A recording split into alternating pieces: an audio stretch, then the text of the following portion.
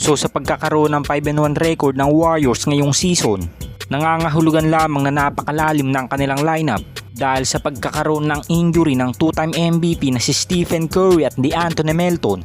Nagagawa pa nga rin nila Steve Kerr na maipanalo ang kanilang mga game gamit lamang ang kanilang mga batang players, at kasama na nga din dyan ang kanilang mga veteranong sila Draymond Green, Kyle Anderson at Buddy Hield.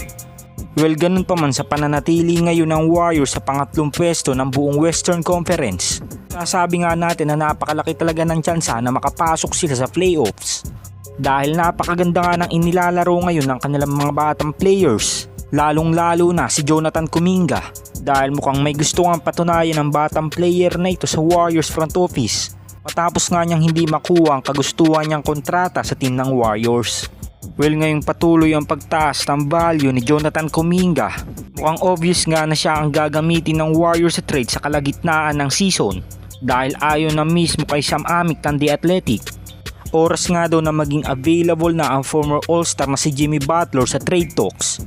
Agad-agad nga daw na maglalatag ang Golden State Warriors ng kanilang trade assets para sa team ng Miami Heat, at ang inaasahan na posibleng mai-offer ng Warriors sa trade na ito ay si Jonathan Kuminga na expiring contract, at pwede pa nga din dyan mapasama si Brandon Podziemski at Trayce Jackson-Davis.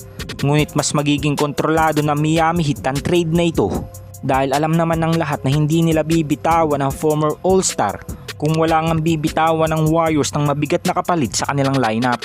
As of now ay parehas expiring contract si Jimmy Butler at Jonathan Kuminga.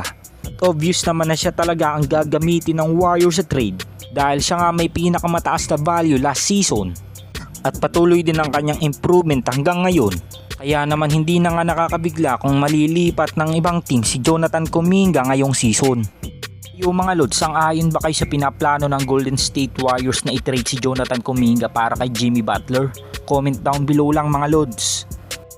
Dahil nasa usapan din lang tayo ng trade, expected na nga nakukuha pa ang Golden State Warriors ng pangalawang star player na tutulong sa 2-time MVP this season.